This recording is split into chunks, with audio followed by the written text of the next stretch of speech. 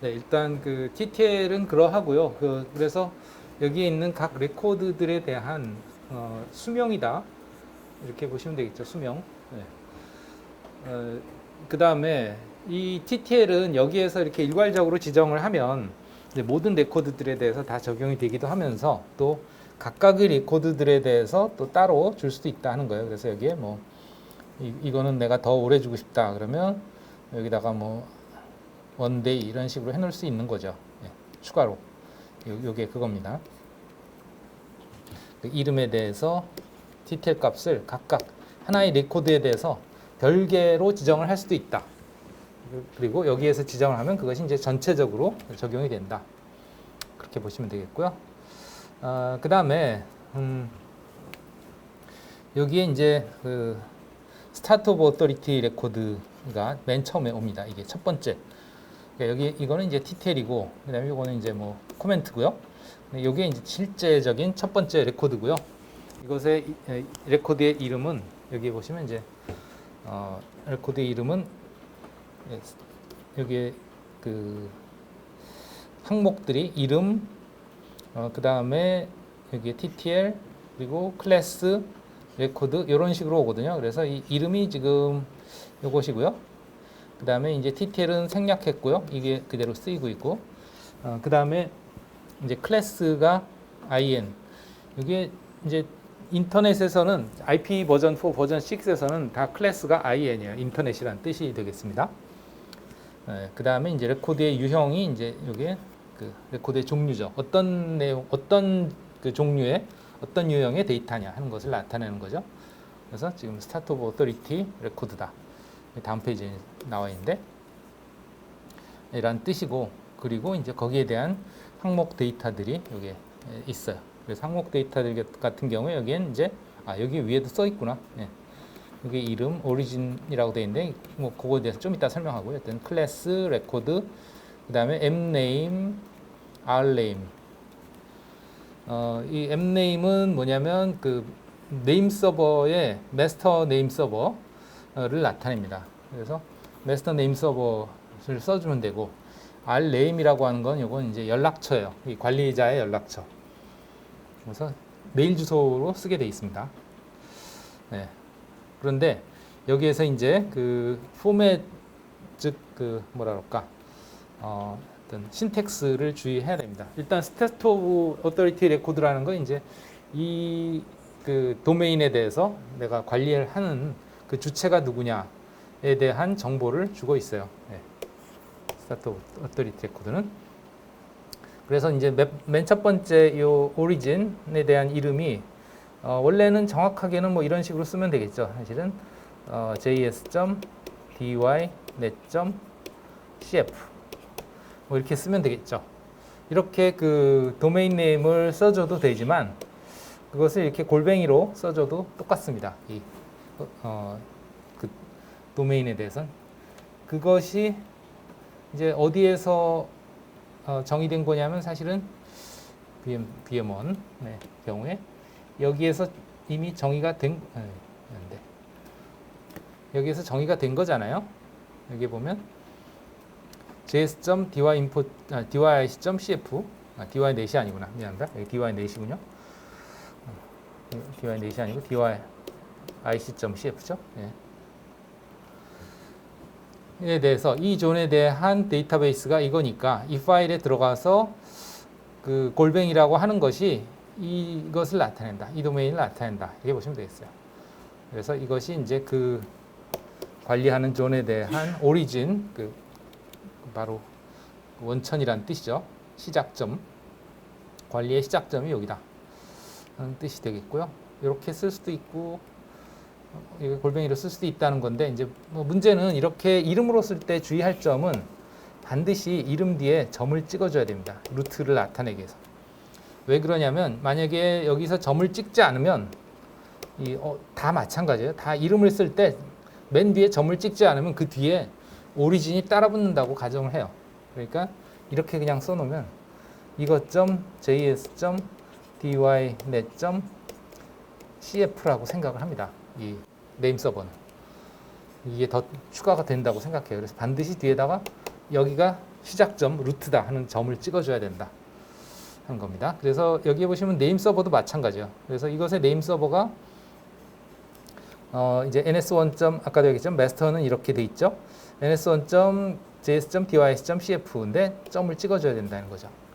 아니면 아예 이 부분을 생략을 해버리면 ns1.js.dys.cf가 따라붙는 것으로 간주가 돼서 차라리 상관이 없죠. 이 오리진이 따라붙는다고 생각을 한다 이거. 점 찍지 않고 그냥 ns1만 쓰면 그렇게 이해를 하시면 되겠어요. 그러한 방법으로 이제 신텍스를 해줘야 되고요. 그 다음에 이제 여기에는 아까도 얘기했지만 이제 이 도메인을 관리하는 관리자에 대한 연락처인데 메일 주소로 돼 있다고 그랬죠. 근데 메일 주소를 쓸 때 원래는 뭐 jsli 골뱅이 어쩌고서 도메인 써야 되잖아요, 그죠? 근데 여기서 골뱅이를 쓰지 않은 이유는 이 골뱅이가 메일 주소를 쓸 때의 그 도메인을 나타내는 게 아니고 여기 오리진의 용도로 사용이 되기 때문에 이 메일 주소에서 이 골뱅이를 쓸 수가 없다 하는 거예요. 그래서 메일 주소에서 골뱅이 대신에 그냥 점을 씁니다. 점. 그것에 주의하시기 바랍니다. 그리고 그 메일 주소는 꼭 이 도메인에 있어야 될 필요는 없어요. 실제 메일 주소를 써주면 되죠. 뭐 예를 들면 뭐 jsli.naver.com 그럼 이게 jsli 골뱅이 naver.com 하고 똑같은 그런 효과입니다. 물론 이 뒤에 점 찍는 건 잊지 마시고요. 이거 빼먹으면 또 이거 뒤에 js.dyIC.cf가 따라온다고 생각을 해야 된다고요. 네. 그래서 여기도 이제 생략을 하면 이제 이게 따라오는 거고 아니고 이제 점 해서 다 풀로 써줄 수 있겠고요. 물론 뒤에 점 찍는 거 잊지 마시고. 네. 알겠죠? 그래서 여기 스타트 오브 오토리티 레코드에서는 이 네임 서버가 마스터 서버가 누구다. 그 다음에 연락처가 누구다. 그 다음에 여기 나오는 그 시간들을 지정을 해주는데 시리얼은 시간은 아니죠. 예. 이 시리얼은 요건 뭐냐면 동기화를 위한 일련 번호다 이렇게 보시면 되겠어요. 그래서 아까 얘기했듯이 VM1이 이제 마스터고 VM2가 슬레이브인데 그러면 이제 어떤 경우에 이제 이게 동기화가 이루어지느냐 했을 때 반드시 여기에 있는 레코드가 이 레코드 파일이라고 합시다. 이 파일에 있는 요 시리얼 넘버가 이 VM2의 그 슬레이브스 밑에 이제 파일로 또 있겠죠. 그 파일 둘이 있을 때 여기에 있는 이 시리얼 넘버보다 여기에 있는 시리얼 넘버가 더 커야 돼요. 그래야 이 VM2가 여기 VM1에 가서 이걸 조회해보고 시리얼 넘버 값을 보고 내 거보다 크네, 업데이트가 일어났네 하고서 업데이트를 합니다. 동기화를 시켜요. 그러니까 동기화를 하기 위한 그런 어떤 그 시리얼 넘버다 이렇게 보시면 되겠고, 그래서 주의할 점은 이제 여러분들이 만약에 마스터 쪽에서 이 파일을 수정을 해서 손을 봤다 그러면 반드시 이 값을 변경을 시켜줘야 돼요. 그걸 변경을 시키지 않으면 얘는 과거에 업데이트했던 그 시리얼 번호하고 똑같기 때문에 이 안에 내용물을 들여다보지도 않고 그냥 시리얼 번호만 보고 변화가 없네 하고 동기화를 안 합니다. 그래서 반드시 동기화를 하기 위해서는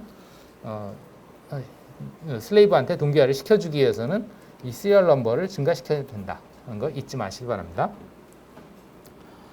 그래서 보통은 이제 뭐 날짜, 시간 뭐 이런 식으로 해놓으면 지금 수정하는 날짜, 시간을 해놓으면 그거는 계속 증가하잖아요, 그죠? 수정 날짜, 시간은 뭐 지금 하는 것과 한 5분 뒤에 하는 게 이제 시간이 증가하죠, 그죠?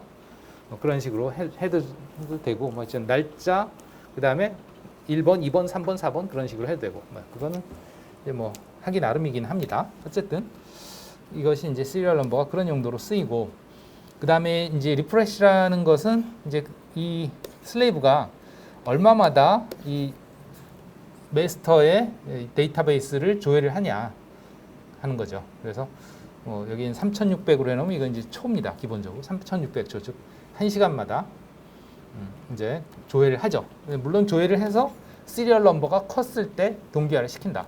시리얼 넘버가 같으면 그냥 아무것도 안 한다. 이렇게 이해하시면 되겠고요. 그 다음에 retry라는 것은 이거는 이제 예를 들어서 이제 이쪽 슬레이브가 마스터에 가서 조회를 하려고 하는데 마스터가 죽었어요. 마스터가 죽었으면 실패를 하겠죠. 실패를 했으면 그냥 한 번 실패하고 마느냐?가 아니고 이제 얼마마다 retry 할 거냐, 다시 재시도를 하는 거죠. 동기화를 하기 위해서 조회를 하는 재시도 인터벌이다, 이렇게 보시면 되겠습니다. 그 다음에 이제 expire라고 하는 것은 이거는 이제 이 슬레이브가 이쪽 VM1으로부터 즉 마스터로부터 업데이트를 해서 이제 동기화를 시켰잖아요. 그러면 그것을 얼마 동안 보관할까 하는 거예요. 그래서 expire가 지나면 이제 그 내용을 다 이제 버린다 이거죠. 그것이 너무 오래됐다 이렇게 생각하고 이제 이런 거죠. 뭐 이제 1시간마다 업데이트를 하기 위해서 조회를 하는 걸로 하는데 이제 만약에 VM이 죽었다. 그럼 10분마다 계속 이제 리트라이 하겠죠? 해도 안 되고 계속 10분마다 리트라이해서 접속을 해봤는데 얘가 계속 죽어 있어요. 그럼 하루가 지나면 어떻게 되냐?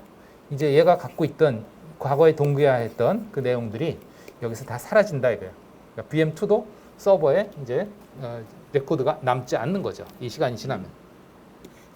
네, 이렇게 이해하시면 되겠어요. 그래서 여기까지는 VM2에서 이제 동기화를 하기 위해서 사용하는 그런 정보들이 되겠고요. 여기까지는. 그 다음에 요거는 그 동기화와 상관없이 이것도 캐시하고 비슷한 건데요. 캐시.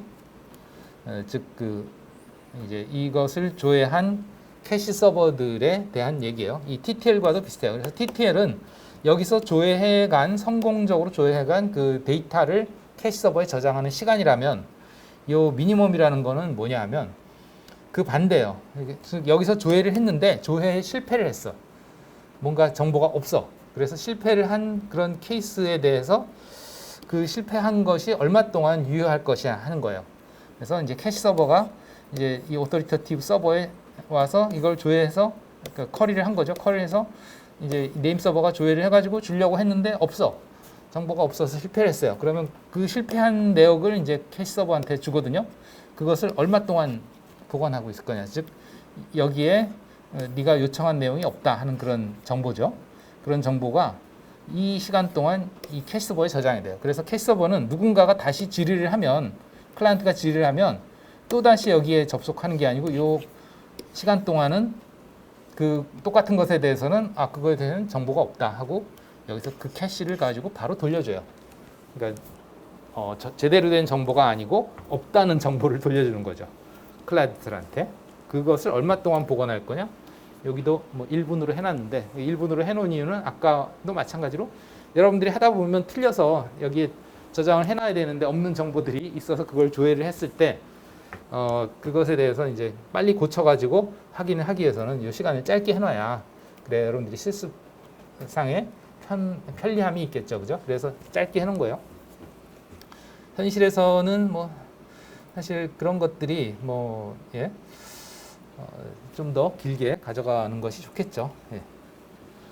왜냐하면 그만큼 이 캐시 서버들이 자주 내 오토리티 서버에 접속을 하지 않을 테니까, 부하가 줄어들 테니까 그만큼. 어쨌든 그런 내용들이 이제 그 스타트 오브 오토리티 레코드에 정의가 됩니다. 혹시 질문 있을까요? 여기까지. 없으면 그 다음에 이제 일반적인 레코드들입니다. 실제 그 조회할 때 많이 사용되는 레코드들의 유형들을 이제 몇 가지 사례로 해봤어요. 꼭 이거여야 된다가 아니고 그냥 사례입니다. 사례. 그래서 일단 첫 번째 레코드는 이제 이건데요. 요것에 보면 맨 앞에 이름이 생략이 됐어요. 이름이 없습니다. 그죠? 비었죠? 빈칸이죠? 이 빈칸인 경우에는 바로 위에 레코드의 것을 참조합니다. 그러니까 여기에 공백은 공백이 아니고 사실은 이 골뱅이가 있는 거하고 똑같아요. 여기도 마찬가지예요. 두 번째 라인도 여기도 골뱅이가 있는 거랑 똑같고 이것도 골뱅이가 있는 거랑 똑같아요. 이름이. 그럼 골뱅이는 뭐냐? 아까도 얘기했지만 그 도메인 자체죠. 그래서 js.dys.cf 요거죠. 네. 이게 여기 있는 것과 똑같아요. 그러니까 이렇게 되는 거죠. 다시 써보면 여기에 골뱅이를 썼든 아니면 js.dyic.cf. 반드시 이렇게 도메인 네임을 다 풀로 쓸 때는 뒤에 루트를 표기하기 위해서 점을 써라. 점을 강조합니다. 예. 주의해 주세요. 이렇게 이제 해 놓으면 된다는 거죠. 똑같은 거다. 이거나 이거나. 알겠죠? 물론 이 도메인 네임이 뭐냐에 따라서 이게 달라질 수 있겠지. 여러분들 것이 되겠죠. 이고 그 다음에 이제 TTL을 줄 수도 있다 그랬고요. 여기서는 지금 TTL 다 생략했습니다. 그냥 이걸 그대로 다 공용으로 쓸 거고요. 그 다음에 이제 클래스, 이거는 IN 기본으로. 그 다음에 이제 이것이 그 레코드의 유형들. 그래서 NS 레코드라는 건 이제 이 도메인에 대한 네임 서버에 대한 정보다 하는 뜻이야, 이 레코드가. 그래서 네임 서버는 누구냐? NS1이라는 호스트다. 이건 이제 호스트 이름만 써준 거고, 이렇게 쓰면 여기에 점이 안 찍혀 있기 때문에 이 뒤에 js.dyic.cf.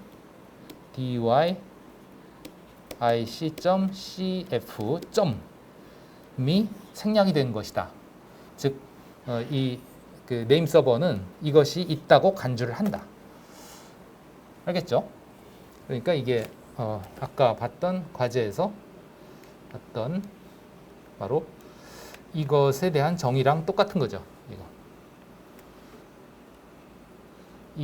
이 도메인 네임에 대한 서버가 ns1.js.dy.cf 이다 하는 것과 똑같다 하는 거죠. 이것을 나타내는 게 이 레코드다. 첫 번째 레코드. 이렇게 이해하시면 되겠습니다.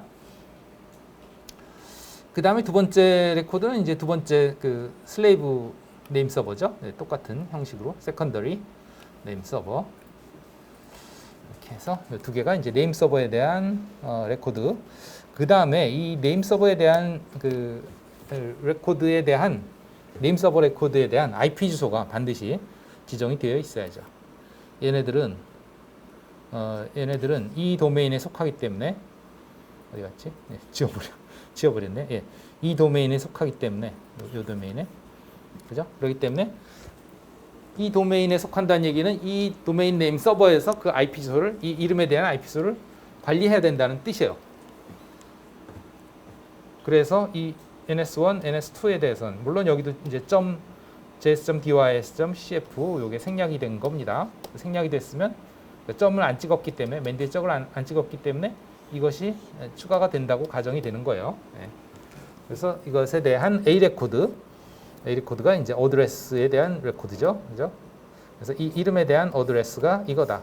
VM1 요거에 대해서는 이제 VM2로 이렇게 네, 선언을 했고요. 뭐 선언이라보다 이제 데이터가 있는 거죠. 그 다음에 뭐 여러분들이 그냥 google.com에 접속을 할 때 www.google.com으로도 접속하지만 그냥 google.com으로도 접속을 하죠. 그렇죠? 보통. 그래서 뭐 네이버도 네이버.com으로 접속하기도 하고 그러죠. 되나 모르겠네. 한번 해볼까요? 네. 그러면 여기에 이제 네이버.com 그냥 이렇게 해서 접속하면 네이버 접속이 되잖아요. 그죠? 근데 원래 이제 보통 뭐 www.naver.com 이런 식으로 이제 접속을 하는 게 보통이죠. 예. 그래도 여기에 naver.com이라고 나왔지만 사실 이거 naver.com 복사해서 노트패드에다 붙여넣어 보면 어떻게 나와요? 여기다가 붙여넣어 보면 이렇게 https://www.naver.com 이렇게 나오잖아요. 그죠? 여러분들은 네이버.com이라고만 쳐도 사실은 이렇게 인식이 되는 거죠. 이렇게 될 수 있는 이유가 같은 것으로 인식이 되는 이유가 여기에서 네, 보시면 이 오리진에 대해서 A 레코드를 줬어요. 즉 이 네이버로 보자면 네이버.com에 대한 IP 주소를 이렇게 지정을 해준 거죠. 네. 뭐 여기 이거 같은 경우 이제 그냥 그러니까 js.dyic.cf라고 하는 도메인 자체의 IP 주소가 지정이 된 거다. 이렇게 보시면 되겠죠. 네. 그래서 뭐 실제로 조회를 해보면 여러분들이 윈도우즈에서 이제 터미널 하나 열어서 조회를 해보세요. 여러분들도. 가만 있습니다. 여러분들은 과제를 했으면 이제 뭐 아마 될 거로 생각이 됩니다. 예. 그래서 여기서 이제 ns lookup 해가지고 js.dyic.cf 아이고 cf 여러분들은 여러분 거 조회하시면 되죠. 요거.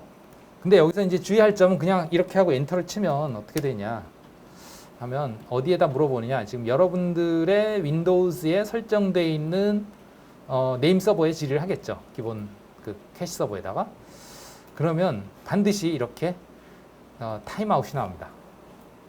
이거는 왜 이러냐면 이 캐시 서버가 이게 KT의 네임 서버이기 때문에 그래요. 그럼 무슨 소리냐? KT의 네임 서버는 네임 서비스를 제대로 안 해주느냐 하면 그게 아니고요. 지금 현재 우리의 네임 서버가 어디에 있느냐의 문제예요. 아시겠지만 지금 네임 서버가 어디에 있죠? 지금 우리 교내에 있잖아요. 그죠? 교내에 있어요. 그것이 문제입니다. 그래서 이제 KT 네임 서버 여기에 지금 인터넷상에 있고요. 그 다음에 이것이 이제 우리 교내에 여러분들의 VM이 있죠. 그죠? 그러면 이제 내가 여기서 PC에서 js.dyic.cf에 대해서 IP 주소를 질의를 하잖아요. 누구한테? 얘한테 질의를 하죠. 이게 캐시 서버가 이제 어떤 동작을 하냐? 아까 초반에도 설명했습니다만, 첫 시간에도 설명했습니다만, 일단 루트한테 가서 물어보죠. 그럼 루트는 CF한테 가서 물어보죠. 그럼 CF에 가서 물어봅니다. CF는 dyic.cf한테 가서 물어보라요. 그럼 dyic.cf한테 가서 물어봐요. 그러면 dyic.cf는 ns1.js.dyic.cf에 가서 물어보라 그래요. 그리고 IP 주소도 알려주죠. 뭐 223.194.165. 뭐 저 같은 경우 이제 150번. 여기에 가서 물어보라 그래요. 그럼 거기 가서 물어봐야 되는데 거기가 어디야? 여기죠. 여기. 여기 가서 물어봐야 되는데 문제는 우리 학교에서 방화벽에서 이 53번 포트로 들어오는 거를 차단을 해요. 이 53번 포트로 들어오는 건 오로지 어디만 허용을 해주냐면 우리 학교 교내 네임 서버 203.237.167.3번과 4번 이 두 개에 대해서만 방화벽이 열려 있어요. 교내로 들어오는 건. 그러니 이 VM으로 조회를 들어오는 게 즉 이 KT의 DNS 서버에서 VM으로 조회를 들어오는 게 차단이 됩니다. 그래서 조회가 안 돼요. 알겠죠? 그러면 어떻게 조회를 해야 되냐? 결국은 우리 학교에 교내 네임 서버를 캐시 서버로 해서 조회를 하면 얘가 루트에 갔다 오고 CF에 갔다 오고 dyi.cf에 갔다 오고 그 다음에 이제 이 VM에 가겠죠. VM은 교내에 있으니까 방화벽에 상관없이 교내에서는 네트워킹이 되니까 질의를 받을 수가 있겠죠. 그래서 거기에 대한 답을 얻을 수 있습니다. 그래서 여러분들이 실습으로 구축한 이 네임 서버는 외부 네임 서버에서는 조회가 불가능하다. 외부 캐시 서버에서는 조회가 불가능하다 한 겁니다. 그래서 다시 이제 서버를 바꿔서 조회를 하겠습니다. 그래서 네임 서버를 203.237.167.3번 이게 이제 우리 교내의 네임 서버예요.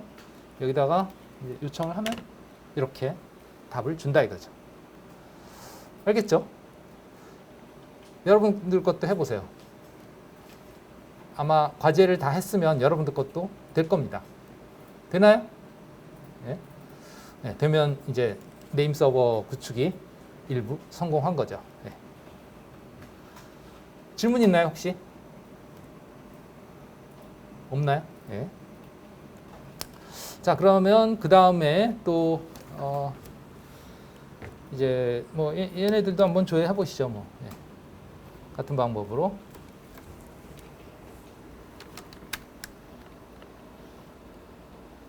ns1.dy 얘도 vm1이죠. ns2는 이제 vm2겠죠.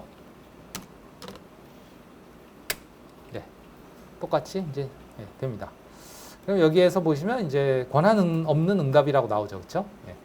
이것은 얘가 오토리터티브 서버가 아니고 캐싱 서버로서 루트부터 시작해서 cf dy.cf 그 다음에 ns1.js.dy.cf 여기에 가서 이제 질의를 해가지고 가져온 결과이기 때문에 그래요. 근데 만약에 이제 여러분들이 직접 이 네임 서버한테 질의를 하면 이 네임 서버한테 질의를 하면 이제 얘기는 달라지겠지. 이제 이 경우에 이제 non recursive가 아니고 바로 바로 되겠죠. 바로 이 ns1 같은 경우에는 사실은 뭐 그 리커시브 룩업도 가능하긴 하죠. 캐시온이 서버로도 동작하고 동시에 오토리터티브 서버로도 동작을 하는데요. 걔한테 한번 물어봅시다. 이것을 ns1.dy js죠.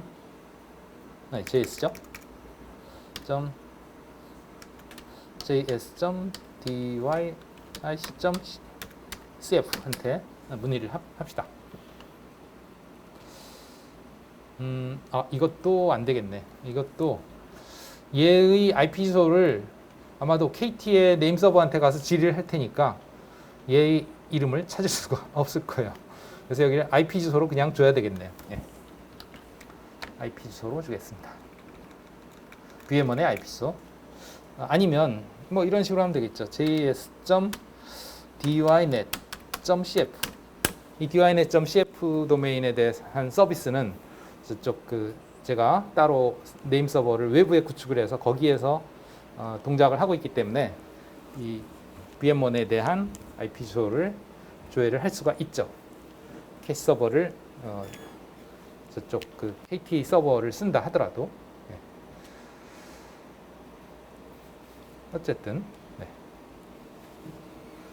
자 이렇게 갖고 왔습니다. 그래서 여기 보면 이제 서버가 23.194.165.150 vm1이죠. 그래서 조회를 했어요. 조회한 결과에는 뭐가 없냐? 여기에 보시면 이 권한 없는 응답이라는 게 없죠. 그죠? 직접 오토리터티브 서버니까 얘가 오토리터티브 서버로서의 조회가 일어나서 된 거다. 이렇게 마찬가지로 이제 또 JS2 요거 이제 VM2죠. VM2는 이제 캐시 서버로 동작하죠. 오토리터티브 미안합니다. 캐시 서버로 동작 안 하고 온리 오토리터티브 서버로만 동작하도록.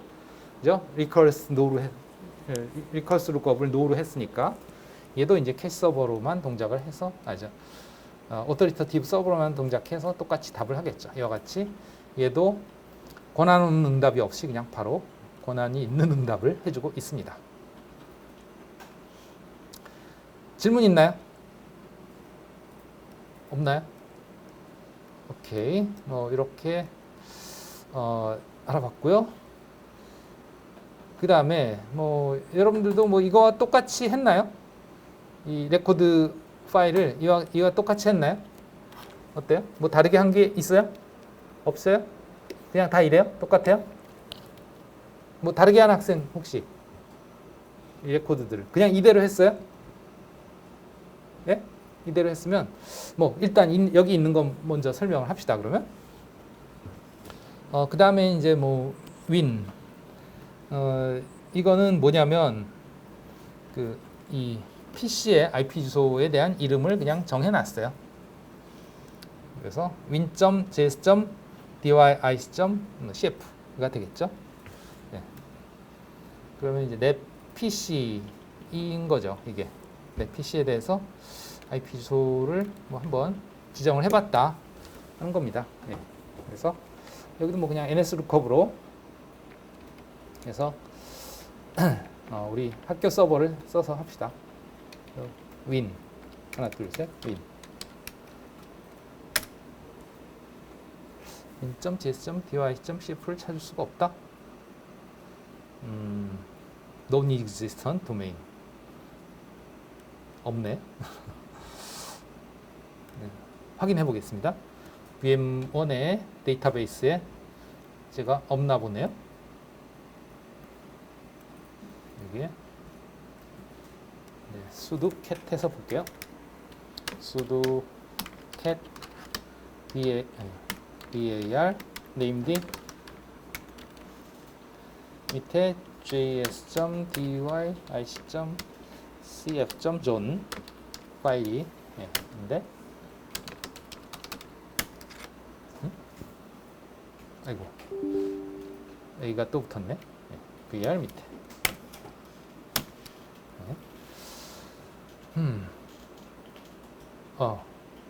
없군요. 저는 여기다 세미콜론을 걸어서 이게 없군요. 네, 그러니까 안 되지.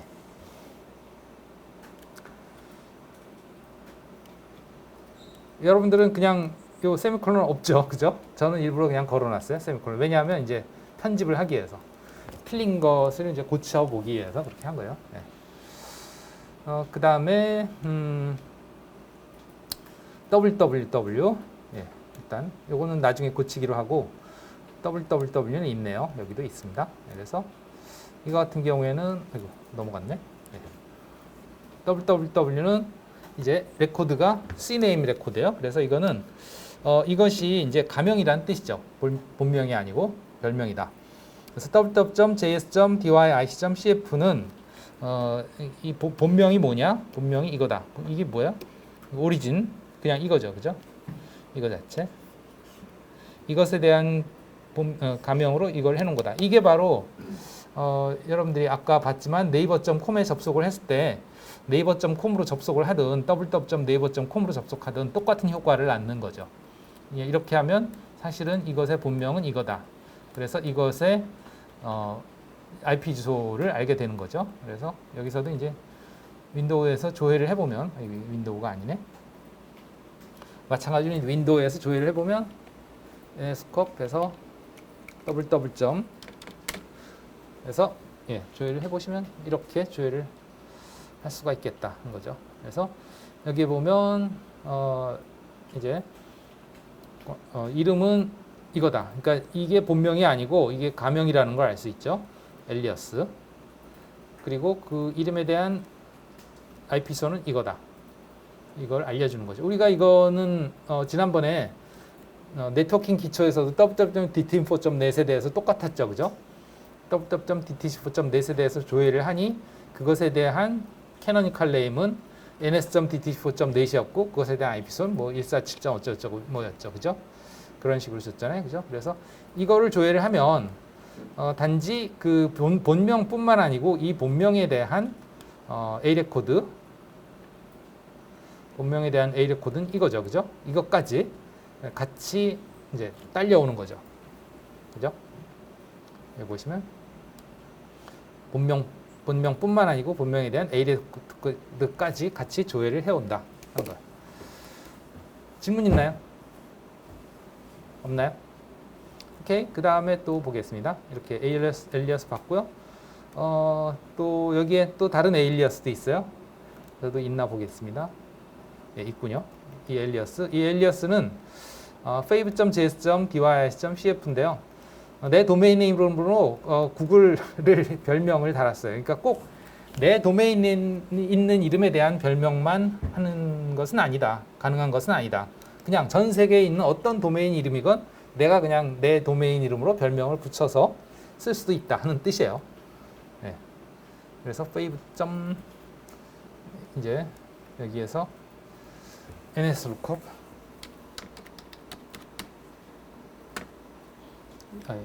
여기서 fave 이거 이런 식으로 해보면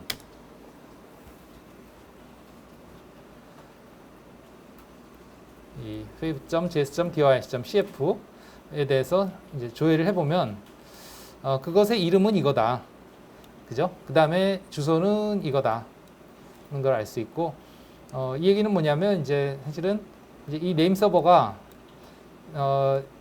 여기 이것을 질의를 하니, 내 네임 서버는 그거에 대해서 진짜 이름은 이거다 하고 답변을 줬죠.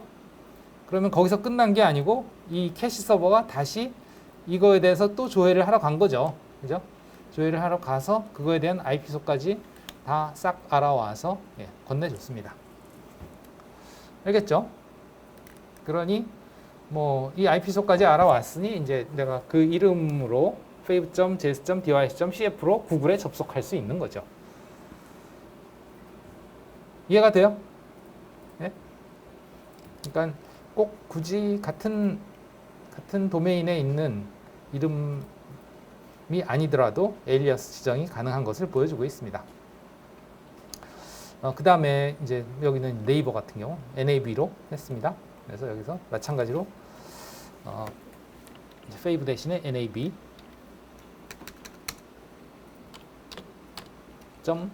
JSON 하면 네이버의 IP소를 알아오겠죠. 그랬더니 이제 질의를 했더니 이름은 www.naver.com.nhos.com 사실은 naver.com www.naver.com도 본명은 아닌가 봐요. 그죠? 저는 이걸 엘리어스 걸어놨는데 이걸 본명으로 걸어놨는데 cname 해서 cname은 캐노니컬 네임의 약자입니다. 캐노니컬이라는 건 이제 공식의 그런 뜻이죠. 어쨌든 근데 이게 진짜 이름은 아니고 실제로 이제 네이버 서버에 가서 질의를 하겠지. 또 이 리커시브 룩업을 해서 캐시 서버가 즉 얘가 이제 루트부터 해서 cf, js.cf 또 ns cf 그다음에 js가 아니고 dy.cf 그다음에 js.cf 질의를 해서 이것의 이름은 www.naver.com이다 하고 알아내서 그러면 이제 naver.com에 또 질의를 하기 위해서 루트 콤 네이버 질의를 해서 물어보니 거기에서는 그것의 그건 가명이고 실제 이름은 이거야 하고 알려준 거죠. 그죠? 네, 실제 이름은 이거고 그것에 대한 IP소는 이거야 하고 알려준 거죠. 여기 보시면 그래서 에일리어스가 이중으로 돼 있죠. 이게 이제 에일리어스로서 이걸 본명으로 지명했는데 사실은 이것도 본명이 아니고 에일리어스였고 진짜 이름은 이거고 그것의 IP소는 이거다. 알겠죠? 네, 그렇게 돌아가는 거죠. 그래서 이제 여러분들의 브라우저에서 사실은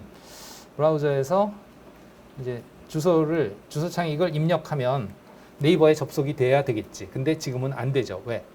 여러분들 윈도우의 PC는 네임 서버가 그걸로 안 돼 있으니까. 그래서 네임 서버를 윈도우에서 바꿔주면 그게 가능해요. 이제 윈도우에서 네임 서버를 바꾸기 위해서 이 윈도우의 창에서 ncpa.cpl 그래서 뭐 오늘만 이제 그 네임 서버를 이 학교 네임 서버로 바꿔봅시다. 이런 창이 떴죠? ncpa.cpl 해서 윈도우에서 실행하는 명령이죠. 그 네트워크에 대한 설정을 이제 이더넷이라고 하는 어댑터 설정을 바꾸겠습니다.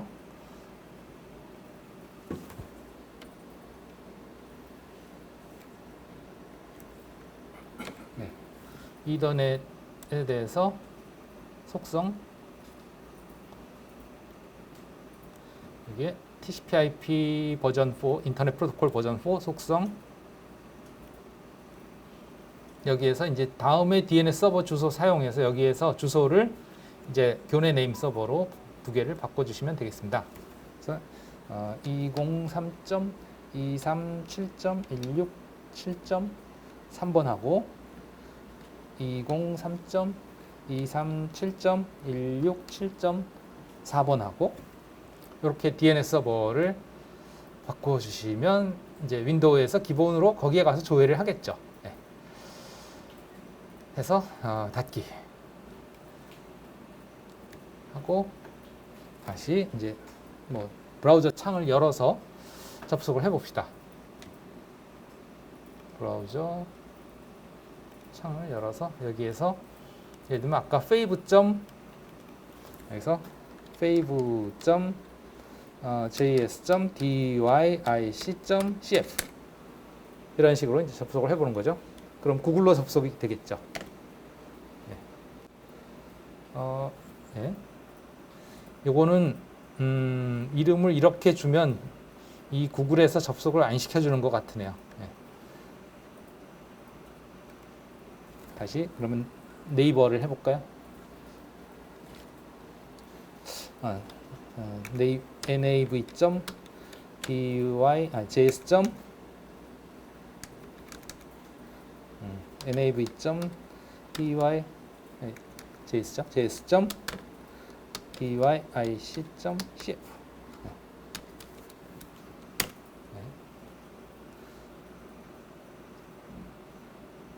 이걸로도 접속이 안 되네. 이건 아마도 그 서버에서 이 이름을 어떤 이름으로 접속을 했냐에 따라서도 IP 주소뿐만 아니고 그걸 관리하기 때문에 그런 것 같아요. 네. HTTPS로 해도 마찬가지겠지. 네. 그럼 검색을 해버리네. HTTP 잘못 썼구나. 네. 네, 브라우저 차원에서는 이게 안 되고 있네요. 예, 이와 같이 이 이름으로 접속을 하는 것을 그 HTTP 서버들에서 차단을 하고 있기 때문에 그렇다. 이렇게 네. 으로 이동을 하면 네. 접속을 안 시켜주죠. 어쨌든 그러나 이제 IP 주소까지는 조회는 가능하다는 것을 봤고요. 웹 서비스로는 안 되는 것을 봤습니다. 네. 그러하고 그 다음에 여기까지가 이제 뭐 엘리어스에 관한 거고, 네, 여기에서는 이제 이것도 뭐 비슷한 건데요. 이건 엘리어스가 아니고 실제로 진짜 어떤 그 호스트들의 IP 주소에 대한 A 레코드를 이름에 대한 IP 주소를 이렇게 내가 관리하는 IP 주소가 아닌 네이버의 IP 주소 뭐 이런 걸로 한번 해봤어요. 그래서 여기도 지금 뭐 세미콜론을 달아놔서 이게 커멘트이긴 한데 여기에는 그게 없죠, 그죠? 네, 그건 좀 이따 해보고 그 뒤에 걸로 갑시다. 네, 그 뒤에 거는 요거는 이제 메일 서버인데요. 이 골뱅이라는 게 이제 이 도메인에 대한 메일 서버라는 뜻이에요. 그래서 MX 메일 익스체인지의 약자죠. 메일 익스체인지라는 게 이제 메일 서버를 의미하는 거죠. 메일 서버가 누구냐? 뭐 여기 보면 뭐 메일1이라는 이름을 가지는, 여기도 마찬가지로 결국은 이 뒤에 뭐가 생략이 된 거다. js.dyic.cf.이 생략이 된 것이다 한 거죠. 그래서 이 도메인에 대한 js.dyic.cf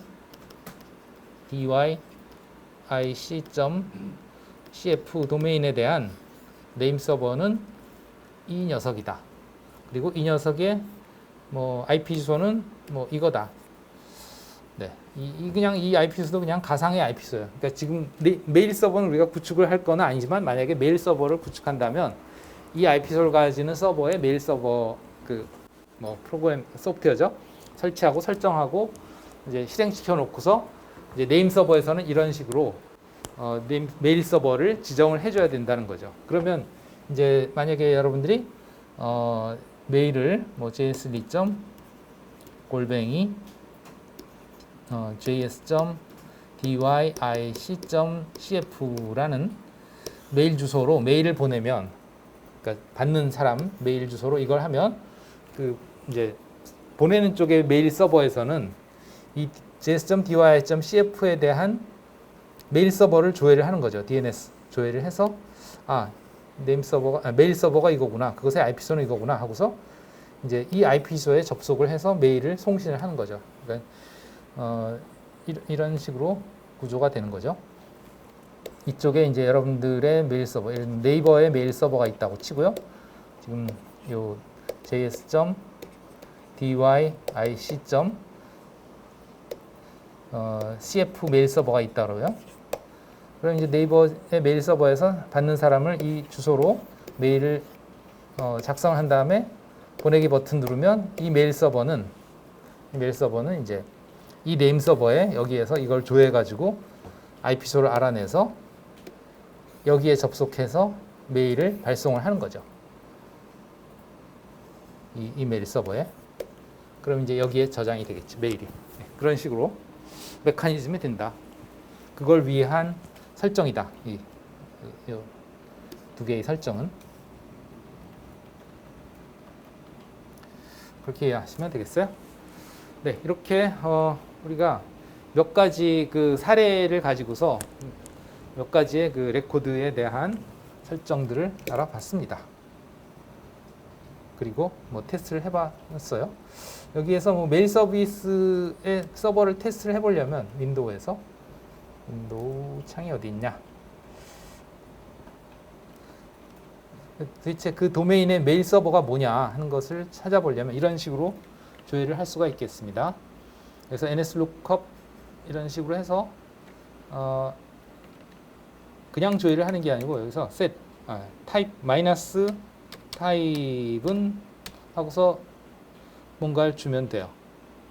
mx 이런 식으로 하면 이제 이 도메인에 대한 메일 서버 레코드를 메일 시스템 메일 익스체인지 레코드를 조회를 해달라 그런 뜻이 되겠죠. 이런 식으로 조회를 할 수 있다. 거고 이렇게 조회를 해보면 여기 보시면 이제 저 같은 경우는 이제 2개를 해놨군요. 아까 2개를 해놨나 봐요. 여기에서 그죠? 메일 서버를 2개를 해놨네요. 그래서 프라이머리 메일 서버, 세컨더리 메일 서버, 그래서 메일 서버 메일 1, 메일 2 두 개의 이름이 지정이 돼 있고 이 도메인에 대해서 그 다음에 여기에 보시면 여기 priority라고 돼 있죠. 메일 서버 같은 경우에 이제 2대가 동작을 하면 메인이 있고 이제 그 다음에 보조가 있고 그렇게 되는 거죠. 프라이머리가 메인. 그래서 평소에는 이 메일 서버를 사용하다가 만약에 메일 서버가 이제 얘가 그 뭐랄까 다운이 되거나 그래서 동작을 하지 않는 경우에 이 서버로 접속을 하게 그렇게 할 수 있겠다 하는 거죠. 그걸 위해서 평소에 접속을 할 때 얘의 프라이어티를 이제 숫자를 낮게 해놓으면 이제 먼저 여기에 접속을 하고 여기에 문제가 있으면 그 다음 프라이어티 메일 서버로 접속을 하고 이런 식으로 해줄 수가 있다. 그래서 그 결과 이제 조회한 결과가 여기에 보시면 MX preference 해서 나와 있죠, 그죠? 그래서 이것에 의해서 여기가 먼저 이제 접속이 된다. 한 거죠. 그래서 네. 이 메일에 대한 따로 그 IP 주소는 주고 있지 않네요. 그러면 그 IP 주소는 다시 여기 가서 조회를 하면 된다 하는 그런 의미죠. 네. 그럼 메일 서버가 이제 이 상대방의 메일 서버가 이거다 하는 걸 알았고 또 이거에 대한 IP 주소는 여기 가서 또 다시 알아오고 네, 그렇게 되겠죠. 네. 그래서 이제 그리로 메일을 발송하겠죠. 네, 그러하고요. 또 마찬가지로 이렇게 타입은 뭐 해서 어떤 특정 타입을 지정을 해서 할 수 있다. 타입은 예를 들면 이번에는 NS 그래서 네임 서버를 조회하려고 한다. 이 도메인의 네임 서버는 누구냐 하고 조회를 한다 하는 거죠. 이런 식으로 볼 수가 있습니다. 그러면 이제 여기 보시면 네임 서버는 이거다. 이것의 IP 주소는 이거다. 하는 것이 보이죠. 그죠? 네. 네. 이런 식으로 이제 그 레코드들을 유형에 따라서 조회를 하는 것도 해봤습니다. 또 뭐 C네임을 조회를 해볼까요? C네임. C네임. 그래서 www. 아니면 아까 뭐 fave, nav 뭐 이런 거.